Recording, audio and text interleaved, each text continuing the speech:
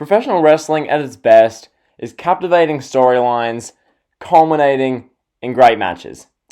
Tonight at Worlds Collide, we got a bunch of great matches. I'm not even going to dispute that for a second, okay? The matches themselves, as far as pro wrestling in ring, they were excellent. Where my issue is that we had zero reason to care about pretty much any of these matches. Like, for example, Finn Balor versus Ilja Dragunov, which was our opener. I didn't care. The Cruiserweight Championship match, that match was incredible, but it just felt like acrobats at a circus, okay? No one knows who Travis Banks is. That's an issue. Jordan Devlin has no character. The Irish Ace isn't a character, okay? That's just a label. Like, there's nothing to him. And then Isaiah Swerve Scott, I think he's amazing. And then Angel Garza. And then they did a title change tonight. Like, that was the Cruiserweights. The stuff with Moustache Mountain and DIY, yes, it was a cool little flashback match. But it was just so random, and it just felt, when I'm watching this, I'm just like, why is this happening? And I know what people are going to say with this. Oh, just enjoy the show. Just enjoy it. It was great wrestling. Stop complaining. Enjoy the show, okay? Because it was great matches. And look, I tried to enjoy this show. I really did. I sat here at the beginning of the show and thought, let's enjoy 2.5 hours of pro wrestling the night before the Royal Rumble.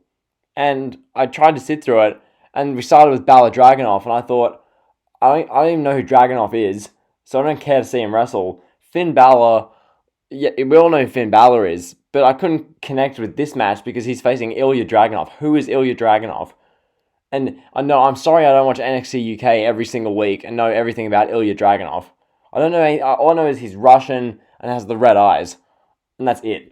He looks nothing special. He doesn't look like a dominant pro wrestler. He just looks like everyone else in NXT UK outside of like Volta.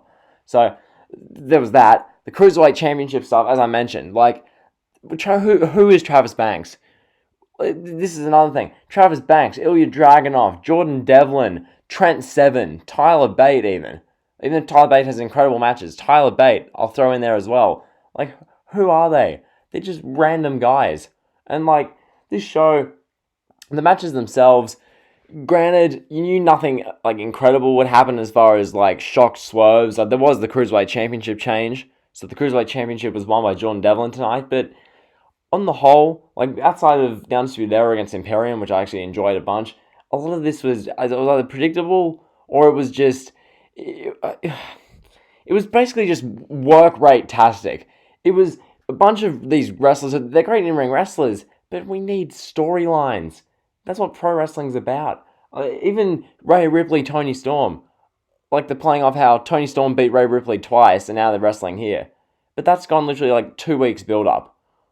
And I don't care about it. Like, nothing on this show had real implications going forward. Like, even the main event, the Imperium Undisputed Era. Like, the stuff with that, Imperium, they're awesome.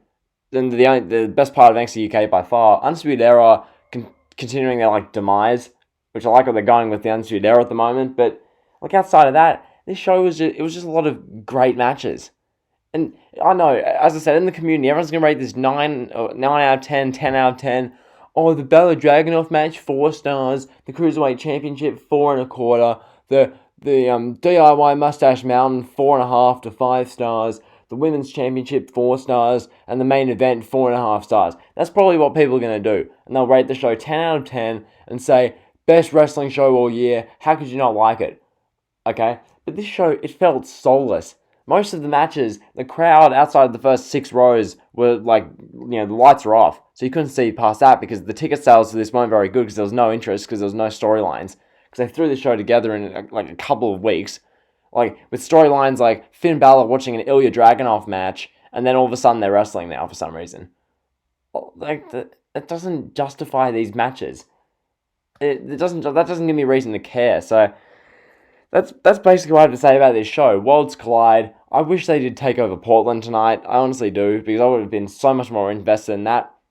And don't take what I've just said now as I hate NXT or NXT UK. I think NXT is awesome. How NXT used great storytelling through great matches to build to incredible matches at the takeovers. That's the model and formula for success. I think it's amazing how NXT do that. But this just this kind of like exhibition show of great matches for all the IWC Smarks to just absolutely love and say are amazing, and try and make people like me feel like Satan for not loving these matches. Like that shouldn't be the case. I couldn't connect with any of the matches tonight outside of the main event. Even like DIY versus Moustache Mountain. I wanted to get involved, but like watching when they had Bait and Gargano doing like great displays of sportsmanship, and Bait let Gargano, let him up so they could wrestle and show respect to each other, and Trent Seven doing the mustache thing with Ciampa, and I don't know, like, maybe this show just wasn't for me. Maybe the audience this was appealing to, maybe they loved it. Personally, I just could not get into invested in this show outside of like the last few minutes of the main event, because I thought the ending of the show was really good, but on the whole, just 2 and a bit hours of wrestling I didn't care about. It was just, I felt like I was watching a circus act with acrobats flying around, heaps of just excessive near falls, just indie wrestling. That's what I felt like I was watching. Because as I said, the lighting for this show, because of the ticket sales, it was dark after the first 5 rows, so it felt like it was just so indie. But anyway, I'll get into the review. We open the show, as I mentioned, Finn Balor vs. Ilja Dragunov. I'm not even going to talk about the pre-show match with Kaylee Ray against Mia Yim. I went for like 10 minutes and Kaylee Ray once. I got that prediction right, but I don't care. It's Mia Yim, okay? I don't feel any investment in Mia Yim. I don't even know who Kaylee Ray is. I just know she's a heel and a champion. That's all I know about Kaylee Ray. So I skipped that match altogether because I just didn't care for it. We open the show, Finn Balor vs. Ilja Dragunov. Balor comes out. That taunt he does, where he kind of like leans back and then does the bullet, like the gun, signs with his fingers. I'm sorry, I haven't watched Japanese wrestling for 8 years, and I don't know exactly what the origin of that is, what the basis is. The Bullet Club, Balor doing that taunt to everyone in Japan. Like, when he does that, I'm like, that looks terrible. I'm sorry, but Balor vs. Dragunov, the match went 14 minutes. It was good. Dragunov, he was trying to get over really hard with the crowd, but the crowd just wasn't buying it, because the crowd don't know who Ilja Dragunov is. I don't know who Ilja Dragunov is. I know what did he do? He lost to Cesaro at TakeOver, not Blackpool, TakeOver Cardiff. That's all I know about Ilja Dragunov. I know that he's in that stable with Joe Coffey, I think, or he's related to them. I don't know. NXT UK is just NXT UK. Side rant, not rant, but discussion about NXT UK. NXT UK, it's very just. It feels very like 3rd, 4th, 5th string, because the NXT UK talent who would like get over and succeed. So Rhea Ripley, Tyler Bate to an extent, Pete Dunne, Volta to an extent, like they end up going over to NXT America. From NXT America, if you do really well there, or the company deems it's your time, you get called up to Raw or SmackDown. So NXT UK essentially, literally just feels like an independent company promotion. Fair enough, there's a WWE logo in the NXT UK thing, but it feels like just indie British wrestling, which I can't get into. It doesn't feel like the arena they do it in isn't Full Sail University. The energy in the arena for NXT UK is good each week. The matches are decent. Like, it's improved in the last couple of weeks, but on the whole, just NXT UK isn't like fun to watch, I don't find. Granted, the shows are better than Raw or SmackDown, 100%, but I can't get into it as much as I can with normal NXT. So yeah, we had Balor Dragunov. It was your typical pretty good to great match. As you expect from all these matches on this show, they're good to great matches. Only my investment as a viewer is not very high, because it's Finn Balor versus Ilja Dragunov. Do you think Finn Balor is going to lose this match when he's facing Johnny Gargano in like a co-main event of TakeOver Portland in 2 and a bit weeks? So Balor won with the 1916. Some good stuff in here. Balor might have broken his nose. Like Dragunov went for a big like flying knee, where Balor was like caught up in the ropes, or like on the middle rope, and then Dragunov did a big knee, so like Balor got his nose like hit. And there was a spot where Balor was laid on his back, and Dragunov hit this like big senton dive, but Balor got his knees up, even though he barely did. And then also in the match, he had Dragunov doing some like outside dive moves, like over and over, taunting Balor. Dragunov looked good in this match. It was a good showing for him. But at the same time, where's Dragunov going to go? Is Dragunov going to beat Volta, the NXT UK Championship? Is that the direction they're going? Dragunov beating Volta? Like, where to for Dragunov? Like, I watch someone like Ilja Dragunov. I don't see any reason for them to, like, be pushed in NXT or the main roster. Ilja Dragunov has no main roster appeal. There's nothing special about him. I get no signs of character. He's just a guy, Ilja Dragunov. Like, oh, he's a great wrestler. Just shut up and watch his matches. Like, I'm sorry. I want a reason to care. Is that too much to ask for? If I want to watch great matches, I could watch collegiate wrestling. If I want to watch mat-based wrestling, if I want to watch pro wrestling, I could go watch just a heap of indie matches. That's not fun. I want storylines. I want storytelling. So, yeah, Balor beats Dragunov. That was our opener. Then from here, what they did, I really liked with this. And so they did a couple of these things throughout the night. They did this at the Tag Team Dusty Classic. And to build it up, they did stuff with Dakota Kai and Tegan Nox. But yeah, here we get a but basically Matt Riddle and Pete Dunne, the Broserweights, are like standing behind one side of a crowd barrier and like in the arena. And then you've got the Grizzled Young Veterans, James Drake and Zach Gibson.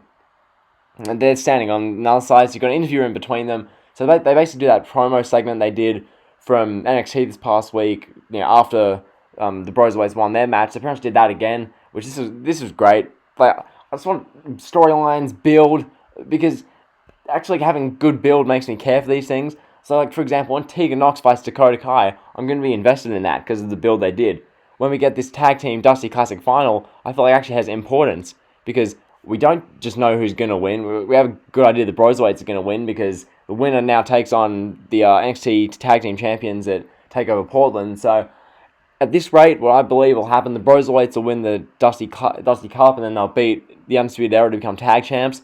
Because Riddle, give him something to do. Pete Dunne, give him something to do. Have them get a tag title reign. This Undisputed Era, they're falling apart gradually. So after what happened tonight and what happened with Roderick Strong losing the title to Keith Lee, I think that's the direction you go.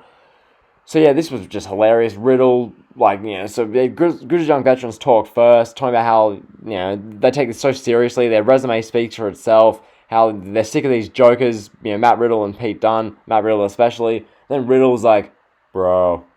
So Riddle says that. Pete Dunne was like mocking a smile. It was great stuff. So I really enjoyed the build for that. Then we went to the next match, the Cruiserweight Championship, Fatal 4-Way. Angel Garza defending his championship against Isaiah Swerve Scott, Jordan Devlin, and Travis Banks. I'll talk about this kind of stuff again, but Travis Banks, the Kiwi Buzzsaw. And what else is there to Travis Banks? Oh, the Kiwi Buzzsaw. Explain what that means. Explain why I should care. Let him cut a promo. Engage with me. I'm the viewer. Make me care. He's just a guy. He's the Kiwi Buzzsaw. What does the Kiwi Buzzsaw mean? Give me a reason to care. So, Travis Banks, I didn't know who this was. He had a good showing in the match, but I don't care because I know who he is. Then we've got Jordan Devlin, who had the match with Tyler Bate at TakeOver Blackpool 2, and clearly from the performance he showed there, and having Shawn Michaels be so high on him, he got the title win here. Jordan Devlin, he doesn't impress me either. Now, granted, I can tell that he can talk a bit. Compared to most of these NXT UK guys, he's got a good promo on him. But I haven't seen enough of him. His character, the Irish Ace, what's that supposed to mean? What is the Irish Ace? That's the same as the show-off with Dolph Ziggler. Like, what's a show-off? What's that supposed to mean? He's a show-off? Like, what's that? Same with the Irish Ace. What's the reason to care? Isaiah Swerve Scott, I'd like to see a little bit more kind of like character from him. So a couple more video packages, let him cut some promos. His in-ring work speaks for itself. Same with pretty much all these guys. Like, they're four great in-ring guys. Angel Garza, what I love about him so much, you can see the natural charisma. He's got a great character. He actually entertains the crowd, which is why at the start of this match, there was just like an Angel Garza chant for like a couple of minutes, because we know who Angel Garza is. We love his charisma, how he engages with the crowd. Angel Garza is what we want. So be sure to give Jordan Devlin, what's his character, give Jordan Devlin the championship after this match, which, this match was a circus. And I say that in the nicest way possible. Like, I was entertained by it, like, more than most other matches on this show besides the main event, but it was just an absolute free-for-all circus. Like, Canadian destroyers, double Spanish flies being hit off the top rope, you had just suicide dives everywhere, sequences where one guy hits a signature, one guy hits a finisher, another signature, and it's just absolute chaos, move, just utter just mayhem. As a match, people probably give this 4.5 stars, because it was, went 12 minutes of just chaotic fun. But yeah, so that was your Cruiserweight match. In the end, Angel Garza loses the championship, so he's only held that belt for 2 months now, and he's lost the title already. So yeah, Garza beat Gulak, and now... Did he beat Gulak? No, sorry. Forget I said that. guys that beat Leo Rush, and now we've got Jordan Devlin as a champion. So our NXT Cruiserweight champion is on NXT UK. So that'll be weird. Or at least they try and give an NXT UK guy something. So from that regard, I think it's fine. I just don't know enough or care enough about Jordan Devlin. Like, people are going to say, well, you should have just enjoyed the match. I'm like, there's more to wrestling than just matches. Okay? Pro wrestling, at its best, as I said at the start of the video, it's great storytelling, and the matches are secondary. The moves are secondary. But with this show, it was all about moves, which it shows where wrestling is in 2020. That's just so just dependent. But anyway, it was what it was. From here, we had DIY against Moustache Mountain. This, I mentioned it earlier in the video, but like, how they portrayed this, DIY Moustache Mountain. So Moustache Mountain came out first. Trent Seven does not look like a pro wrestler. He just looks like a random guy who took his shirt off. He does not look like a pro wrestler. And I know a bunch of people who watch this probably say, but it's not about what they look like, it's how good they are in the ring. And he's great character. He literally arrogantly strokes his moustache. That's his character. And what I saw from Trent Seven against, what was it, Eddie Dennis? Was that the match they did at TakeOver Blackpool 2? I wasn't super impressed by that either. So, Trent Seven, who is he? What's his character? Tyler Bate, incredible in the ring. But what's Tyler Bate's character? What's our reason to care for Tyler Bate? Has Tyler Bate ever cut a great promo in his life? Like, these are the things. Not every guy's MJF, I get that. Not everyone, because the thing with MJF, he's pretty much the opposite of all these, like, NXT UK guys. The NXT UK guys are incredible in the ring, but character-wise, there's just nothing to them. MJF is an incredible character, super entertaining. I know exactly what MJF is, what he stands for, his values, what he wants to achieve, what he wants to do. In this case, embarrass Cody, show up everyone who doubts him. MJF, he'll kiss the diamond ring. His Warlord's his backup. He has these purposes. But these guys, like Tyler Bate, what's his draw card? What's his appeal? So in this match against Gargano and Ciampa, they came out together in the DIY gear. That was cool. The DIY reunion, I like that. Pretty much the match itself, the first third was literally just playing up the crowd, doing sportsmanship because it's babyface team versus babyface team, which was, it was whatever. Very much just for example, as I mentioned earlier in the video, that sequence where Ciampa and Trent Seven are in the ring. Ciampa touches his beard. Seven touches Ciampa's beard. Ciampa laughs. And then Ciampa goes to mock Seven for doing his moustache thing. And then Trent Seven literally is just grabbing his own moustache. It looked ridiculous. But anyway, so the match itself people probably give it 5 stars. It was a really good match. I'm not going to just say it was a bad match. None of the matches tonight were bad. I'm not saying these were bad matches. It's just my investment as a viewer wasn't there. Because, one, there wasn't enough build to this. This show I could have loved even more than I did if there was another month of build. And if they weren't focusing on TakeOver Portland instead of this show. The build, it was like the Survivor Series one with War Games 3. The build was good for the War Games show and ended up being a great show. But we didn't really care because the Survivor Series was getting the bulk of the build. And it was you're building for 2 things at once. So this was Collide show, which didn't have that much meaning anyway. Just didn't feel anywhere near as important as it should have. So anyway, we get DIY Moustache Mountain. Incredible near fall sequences. The moves these guys can do. It's just great. But as I said, as Chris Jericho, Vince McMahon, as they all say, pro wrestling is best when it's a storyline. Reasons to care, characters, motivation, cool wrestlers. This was just moves. I know. It's wrestling. What do you expect? I want storylines, okay? The storyline for this was DIY having a reunion and Trent Seven or Tyler Bate, I forget which one, tweeted them, oh, let's do a match. And they're having a match. That's it. So that's what we got here. The match itself was really good. In the end, DIY got the win. As I pretty much predicted, Trent Seven copped the pin. Ciampa ended up pinning him off DIY hitting their tag team finisher. So that's what they did there. From here, after that match, we moved on. So most people, I can imagine, as I said, Finn Balor Dragunov, 4 stars. The Cruiserweight Championship, 4, 4.25, 4.5 stars. This DIY Moustache Mountain match, anywhere between 4.25 and 4.75 stars. Then we moved on to another thing which I actually liked. We did a segment. Basically, they were showing people in the crowd. So they're showing a couple of NXT women in the crowd. They showed Dakota Kai. So she's shown for half a second. Then Tegan Nox just ambushes her. Tegan Nox beats up Dakota Kai in the crowd. Security guards rush in. They're really trying to separate these two. Building towards the match, these two likely will have a takeover Portland. Actually, no, sorry. ignore that. Tom Phillips said they're having a match on Wednesday, so that'll be fascinating to see what they do there. I feel like that match is worthy of a takeover, because I feel like the takeover Portland, you're doing Belair versus Ripley for the women's championship. Sorry, the NXT championship. You're doing Adam Cole against Tommaso Ciampa for the NXT championship. So that just doesn't make sense. As in both two NXT championship matches. Why isn't it the women's championship anymore? Anyway, you're doing Gargano Balor. You're doing probably Riddle and Dunn against the Undisputed Era. Because you're not going to do heel versus heel for the tag titles. That won't make sense. And then, what's the fifth match? Are you going to do Angel Garza versus Jordan Devlin? Are you going to do Dakota Kai, Tegan Nox in a stipulation match? Are you going to do... what are you going to do? There's plenty of options there, so it'll be interesting to see. Are they going to do Keith Lee, Roderick Strong in a rematch? Are you going to do, a fatal four-way with Roderick Strong, Dijakovic, Lee, and Isaiah Scott? I don't know. There's plenty of options for what you can go for TakeOver Portland, but nevertheless, so we get that, brawl segment with Dakota Kai and Tegan Nox, which I was entertained by.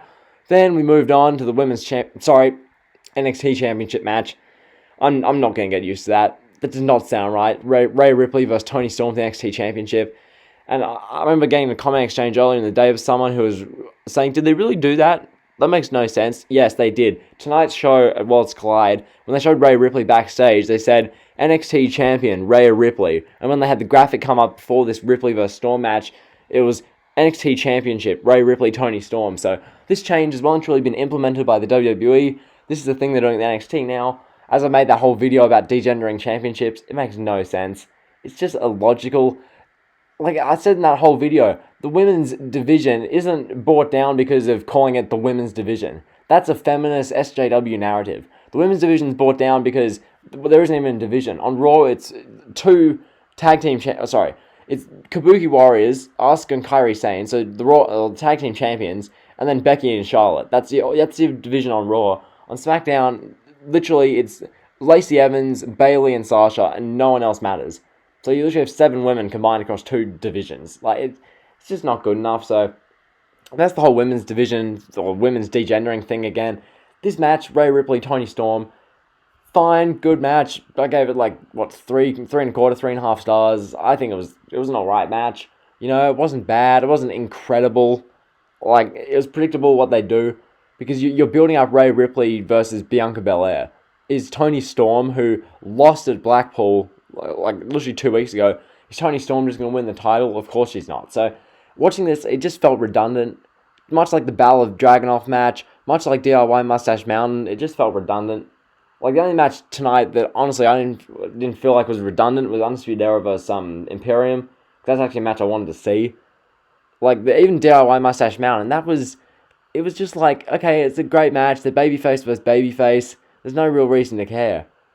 What's going to come of this? Because Gargano and Ciampa are in their own storyline separately, so this is just a one-night only thing. Mustache Mountain, there's just no reason for them to be even here. But anyway, this women's match, nothing that notable happened. I mean, you had your obvious near falls, you had your counters, you started off the match slow, built into Rhea Ripley having a good showing. Toni Storm had a good showing. Hopefully Toni Storm moves to NXT America from now on, because it's Toni Storm. I think she should be in the mainstream in America. She's just that amazing. So that's what the women's championship, the NXT championship was. In the end, Rhea Ripley got the win, and afterwards they had Rhea Ripley do a stare down with Bianca Belair. So that match to take over Portland will be really good. I can't wait to see it. So I mean, that was the women. I can't say women's anymore, can I? That was the NXT W championship. I don't know what I can call it. Just the NXT championship. Even though that feels dishonest because the NXT championship's held by Adam Cole. But anyway, so then we moved on to our main event, which was Imperium. Actually, no, sorry. First we had backstage, we were showing Johnny Gargano doing an interview, and then Finn Balor attacks him. And so they do a brawl between Gargano and Balor. So, I mean, at least they're attempting build there. The brawl segments and stuff they did for build for NXT throughout the night I liked. It was something.